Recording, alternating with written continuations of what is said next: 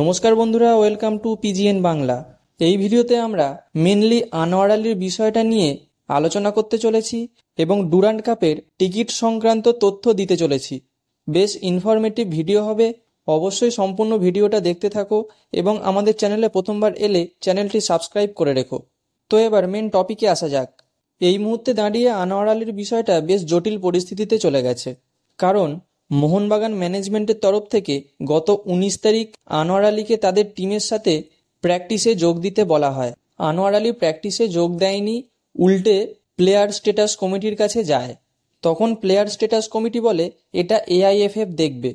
তখন আনোয়ার আলী এআইএফএফ এর কাছে আসে, কিন্তু এআইএফএফ আবার উল্টে বলে এটা প্লেয়ার স্ট্যাটাস কমিটিই দেখবে।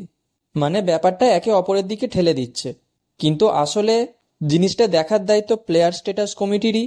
কিন্তু সমস্যা হলো একটা দুটো কেস নিয়ে প্লেয়ার স্ট্যাটাস কমিটি মিটিংয়ে বসে না, মোটামুটি 5-6টা কেস হবে, তখনই প্লেয়ার স্ট্যাটাস কমিটি মিটিংয়ে বসে। এবার উল্টো দিকে মোহনবাগান সচিব মিস্টার দেবাশিস দত্ত পরিষ্কার জানিয়ে দিয়েছেন আনোয়ার আলী মোহনবাগানেরই প্লেয়ার, সে অন্য ক্লাবে যাবে না। অন্য ক্লাবে যেতে হলে আমাদের থেকে এনওসি নিতে হবে, কিন্তু আনোয়ার আলীকে এনওসি দেওয়ার আমাদের কোনো ইচ্ছে নেই।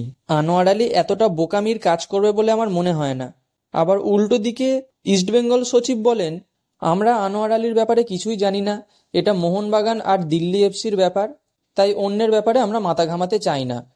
আবার বিভিন্ন সোর্স থেকে খবর আসছে কি আনোয়ার আলী নাকি ইস্টবেঙ্গলের প্রি কন্ট্যাক্টে সাইন করে দিয়েছে।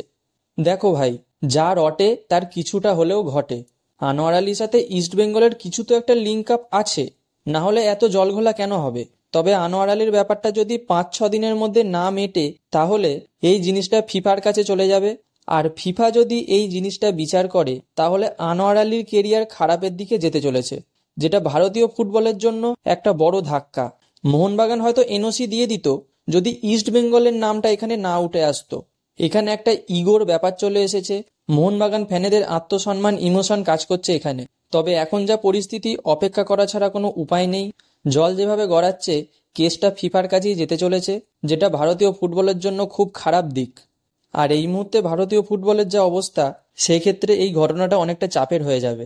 গত ভিডিওতে আমি ইন্ডিয়ান ফুটবল নিয়ে একটা ডিটেলস ভিডিও দিয়েছি, যার লিঙ্ক ডেসক্রিপশন বক্সে দেয়া আছে, তোমরা চাইলে দেখে আসতে পারো। এবার আসি ডুরান্ড কাপের টিকিটের কথায়। বুক মাই শোতে টিকিট অ্যাভেলেবেল হয়ে গেছে। 27 জুলাই মোহনবাগানের প্রথম খেলা ডাউন টাউন হিরোজ এফসির সাথে, তার টিকিট তোমরা বুক মাই শোতে পেয়ে যাবে এবং এই ভিডিওর ডেসক্রিপশন বক্সে বুক মাই শো এর আমি লিঙ্ক দিয়ে রেখেছি, সেখান থেকে ঢুকেও তোমরা টিকিট কাটতে পারো। তো বন্ধুরা, এই ভিডিওতে এই পর্যন্ত, দেখা হচ্ছে পরবর্তী ভিডিওতে। Bye bye.